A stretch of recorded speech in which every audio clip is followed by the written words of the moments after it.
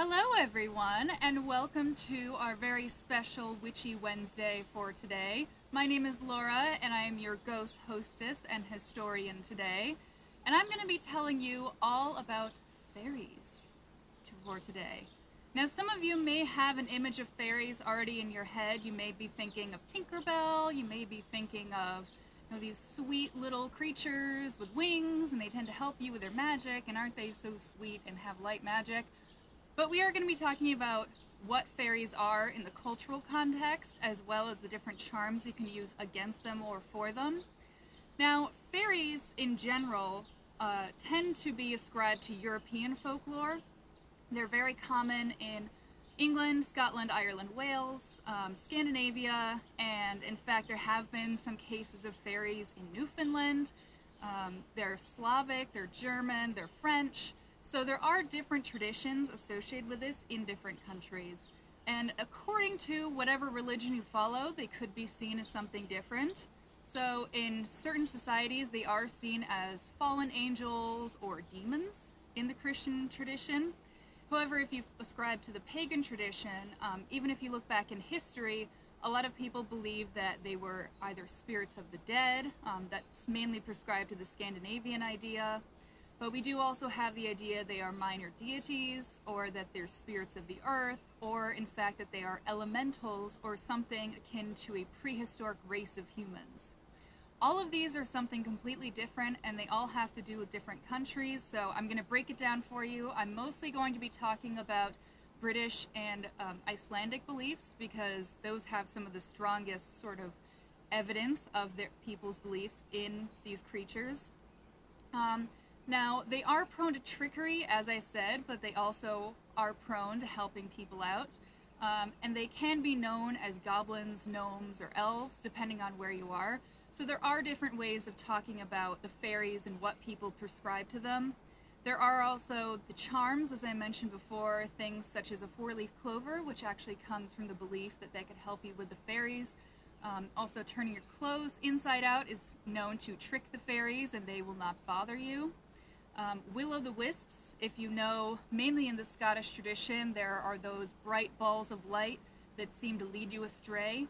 Those are also known to be fairies. So there are a lot of different ways of talking about the fairies. This is kind of your Fairy 101 from me, talking about what they are, what they do, what they don't do, and different stories associated with them, even to this day. A lot of people don't realize a lot of these cultures see fairies as their cultural heritage, and it is extremely important to them.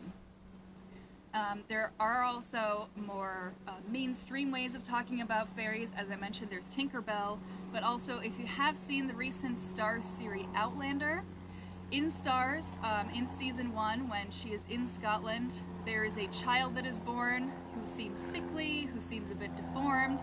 And you see, even in the 18th century, they said this must be a changeling child, this must have been a child that the fairies switched and took the real human child. And there is historical truth to that did happen in the 18th century. So props to Outlander, because that is very true.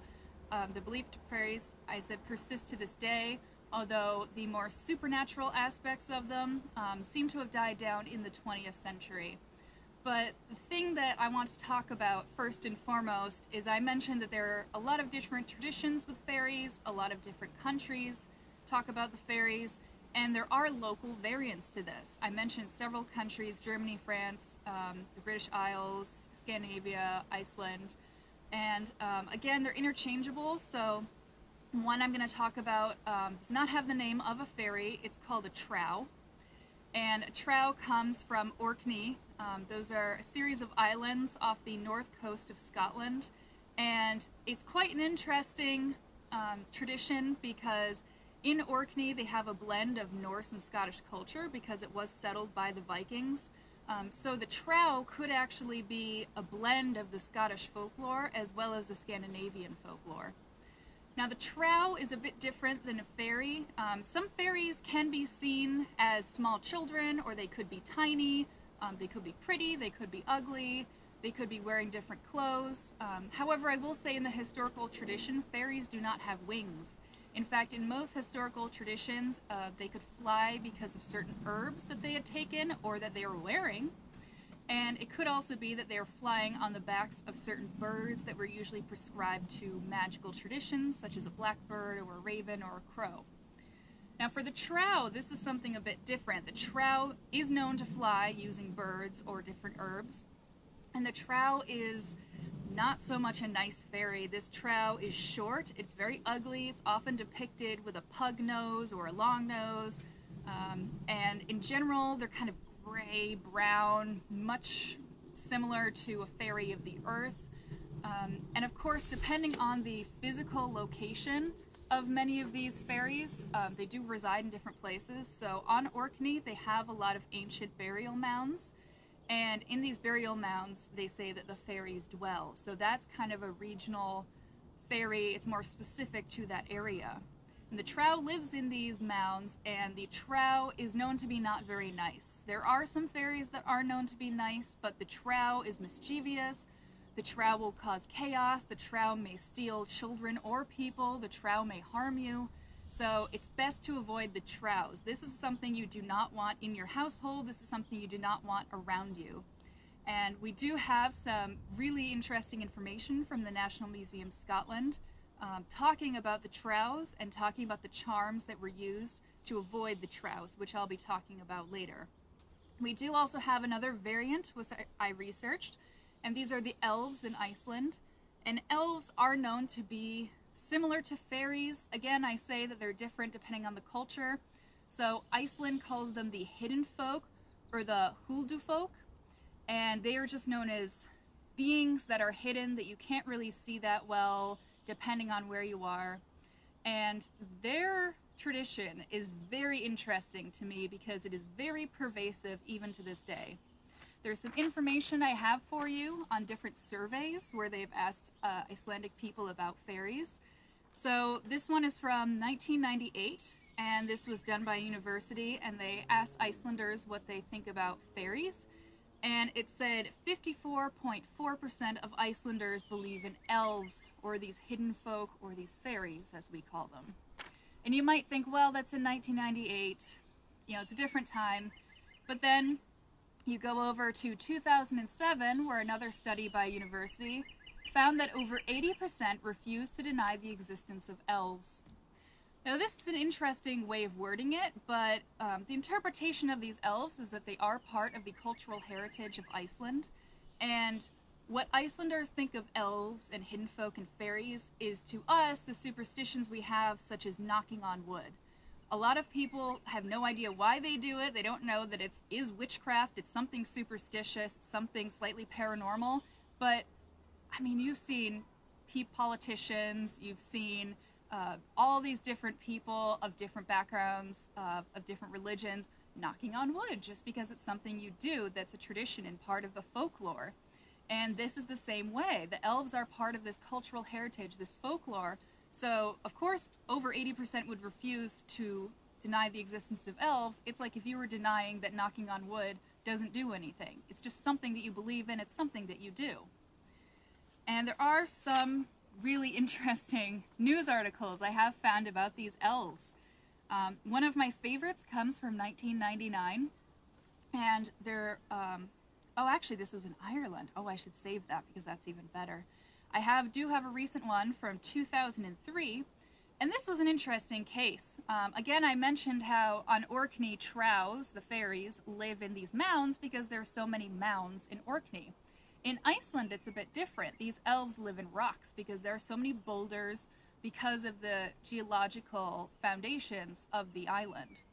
So there was a boulder that was in the way of a construction project for a road in Iceland.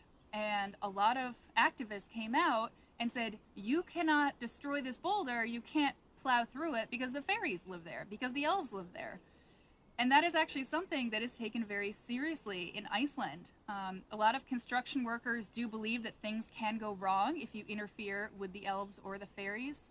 And a lot of people will just flat out refuse to do that construction because of their beliefs. And of course, all the activists will come out and say this is a bad idea. So actually, for a long time, over a year, they were debating what to do about this because construction workers wouldn't work. Activists kept trying to block them from destroying the rock. And eventually, the Icelandic Council had to step in and say, well, we have to do something about this. We can't harm the elves, but we also can't block the road. So what do we do? So they did actually pay for this boulder to be moved after the activists had made sure that the elves would be okay with this. And they moved the boulder to a safer spot that was past the road and it wouldn't be interfered with anymore. So that's 2013. The moving happened in 2014. That is a very recent example of something that has happened with those elves. So we have what I mentioned with the Ireland fairies. That's very similar to Iceland. Again, it was a construction project, and this was in 1999. And there was a highway that was supposed to be going through a certain area in Ireland. The problem was that there was a tree. Now, a lot of people think of fairies and they think of the rings. The rings are one place you can find the fairies. You can also find them in the mounds. You can find them in the boulders. Again, it depends on where you are. In Ireland and Scotland especially, they say that they're trees, especially hawthorn trees or rowan trees that usually already have magic prescribed to them due to the ancient religions of that culture. And this fairy tree was nothing really special to look at, but the locals were convinced that this was a fairy tree and that you couldn't plow through it. So for about 10 years, a decade, they fought over this tree because they didn't want this tree torn down. And people were so superstitious, even the local council and the construction workers would not work on this. They had to call in people from outside the town to work on it because no one in the town would dare destroy the tree. So finally, 10 years after this proposal came, they decided that they would build the road, but they would not build it over the tree. In fact, they would do a large loop around the tree, 5 meters away from the road, with a protective barrier to ensure this tree was not messed with. So, you think it's a happy ending, but unfortunately, there was a disgruntled engineer that was not happy with his project being delayed. So he decided that he would take a chainsaw to the tree and just be rid of it. He cut down all the branches, which normally will kill a tree. It will get a disease, it will die, and it will expire, no longer a reason to block the road. However, it seems there was a bit of magic associated with this tree after all. For only 8 months after this tree's branches had been cut, it began to suddenly flower. And to this day, you can still see this fairy tree with these beautiful blooms throughout the year. So it is another example of people even today having the pervasive folklore and thinking about the fairies when they are doing construction. Now there are other examples of this throughout history and even today. For example, if you build a house on a fairy path, which are most often paths that go from one fairy fort, which actually tends to look a lot like an iron broch, which they are really, but they are also known to be the habitats of fairies. If there's a path from 2 forts and you build a house on it, it's said that a terrible sickness will happen to your family and that you'll run into very bad luck. The only way to fix this is either to destroy the house or to leave the doors open at night so the fairies can pass, or you can knock down whatever part of the house is blocking that path.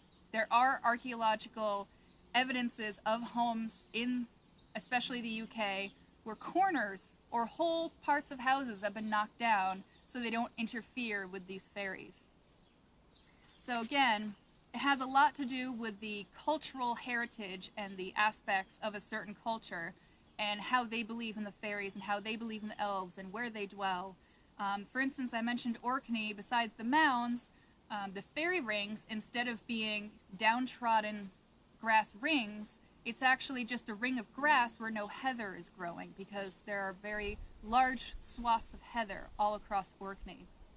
And again, you can find them in the trees, the mounds, those rings, which can also be mushrooms or flowers. And I will be talking later about what to do if you encounter one of these circles. But now I need to talk about what fairies actually do.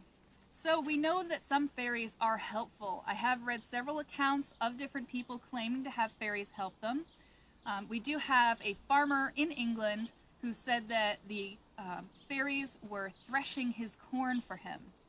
And he said he would come out every morning and find that his corn had already been threshed for him, and he was very pleased about this. But then, corn started showing up that was already threshed when he had no corn to speak of.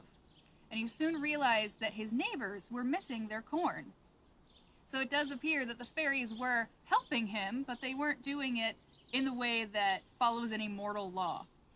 And so this man had to decide, what is he going to do? Is he going to upset his neighbors or upset the fairies? Of course, the answer is always, do not upset the fairies. So he didn't say anything, and he let the fairies continue to steal his corn and thresh it for him. We also have other accounts of fairies who even live in households. Some of you may have heard the story of brownies, which a lot of people tend to think are ghosts. But in certain traditions, such as in the UK, they are known to be fairies instead.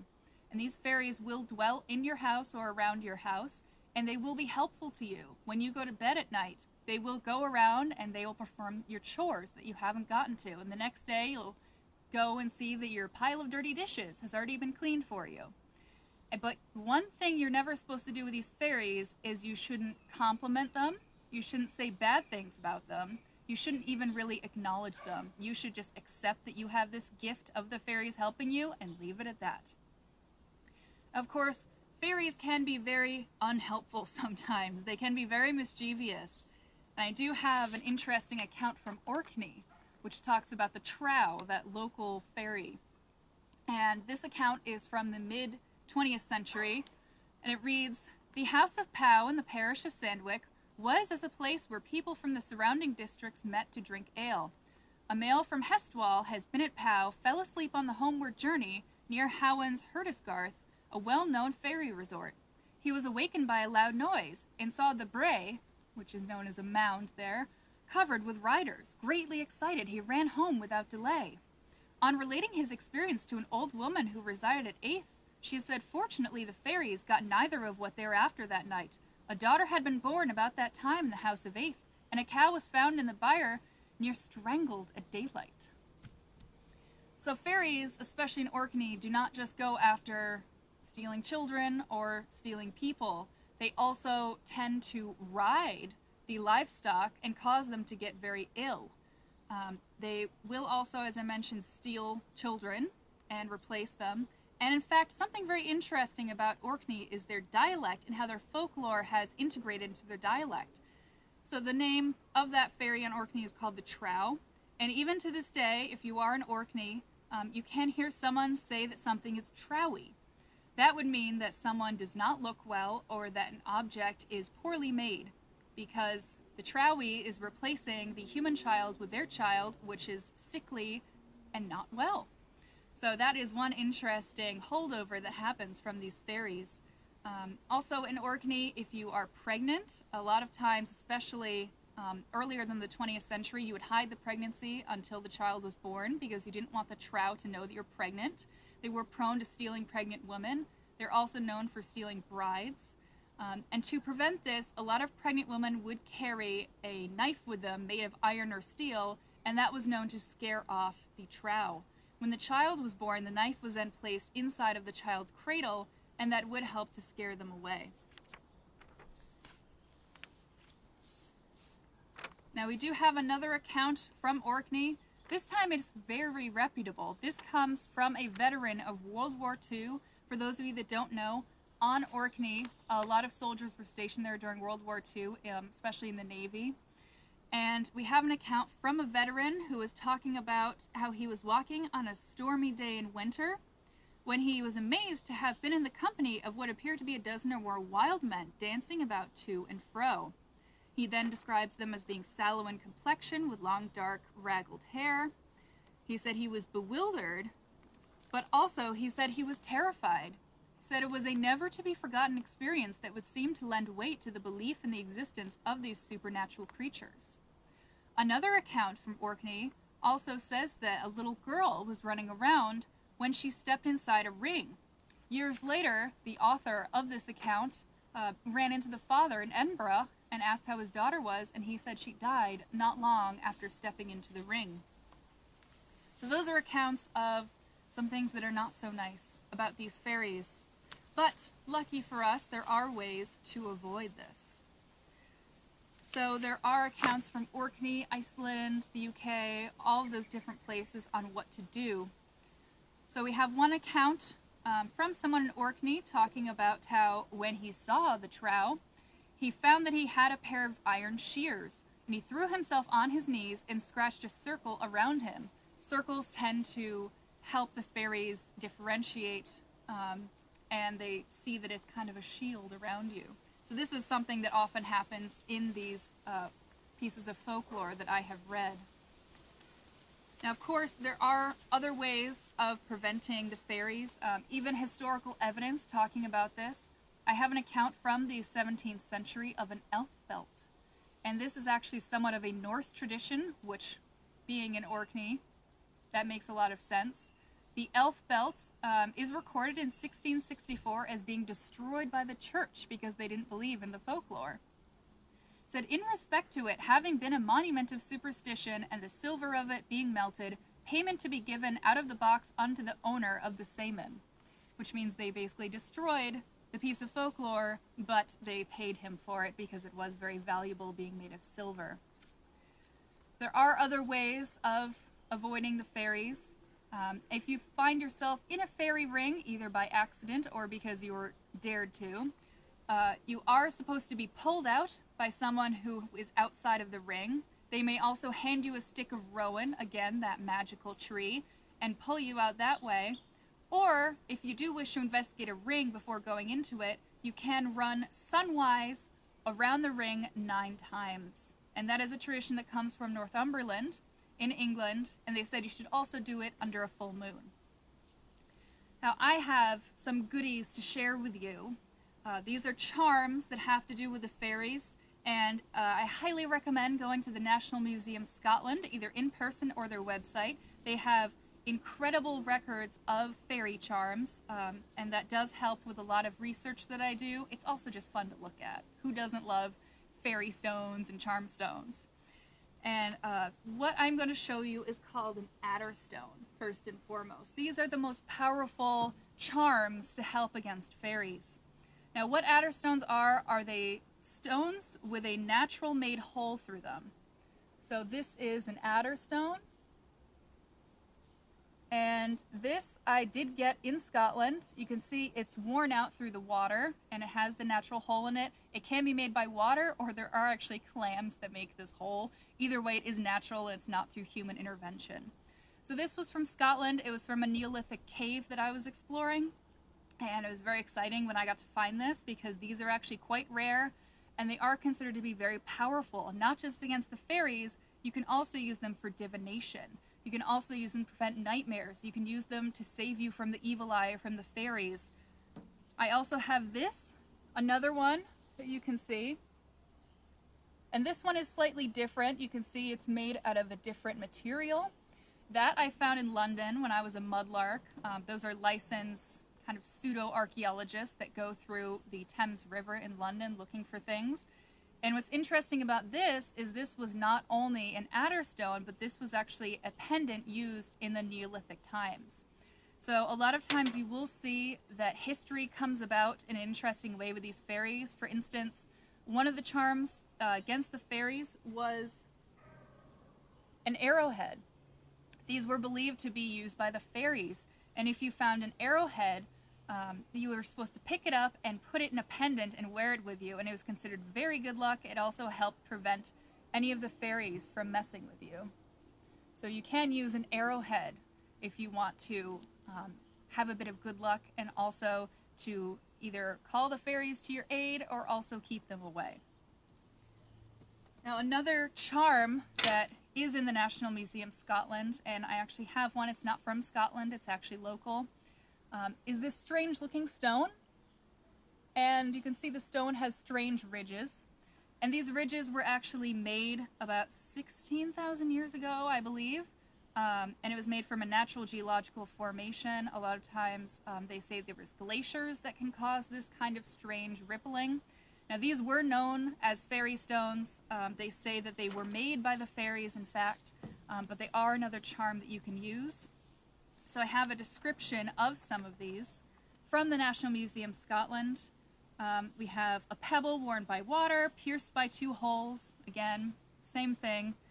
And that one did actually have medieval script on it, showing this was used very early on against the fairies, and it actually had this medieval person's name on it, William H. Scott, so it's very interesting if you want to look that up. A lot of these are water-worn stones, water-worn pebbles, hung up in a barn to protect the cattle, hung up on a bedpost. So how they would do this, and this is the charm that you can do at home if you want, if you happen to find an adder stone, or you can go on Etsy and buy one if you wish, or sometimes we will find them and we might have them for sale if you would like. And you can take an adder stone, and very simple, you can just put a leather cord through it. So this is my little leather cord. And this can be hung at the entrance of your household, either inside or outside, and this is known to keep the evil eye or the fairies or witches away from your household. You can also hang it at your bedpost, and it was known to help with nightmares. This can also help to call the fairies to you. So if you take the leather loop out and you look through the adder stone, it is known that you can see the fairy realm through this adder stone, and you can also see any tricks the fairies are playing on you or any witchcraft that is being done.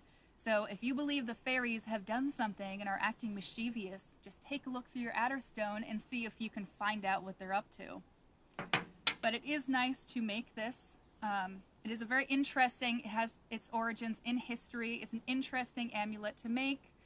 It is considered also very lucky, and you can also use it for divination. So they're all also different ways of doing this. Another thing you can do is, you can see I'm wearing a necklace, and this was made for me in Scandinavia. This is actually a little Viking shield, and it is on leather, elk leather, and this is iron. And again, iron can help keep those fairies away, or can kind of help draw them to you if you need any assistance.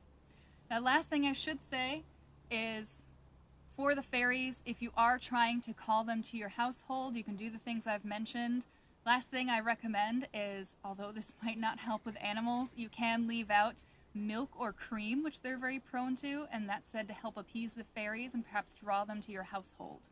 Otherwise, you're just going to have to get lucky and see if they appear, see if you have drawn them to you enough, and see if you are a person that they would be willing to help. You may also buy a house, and you never know, you may have a brownie in one of them. So that is my fairy story for today. It's your Fairy 101.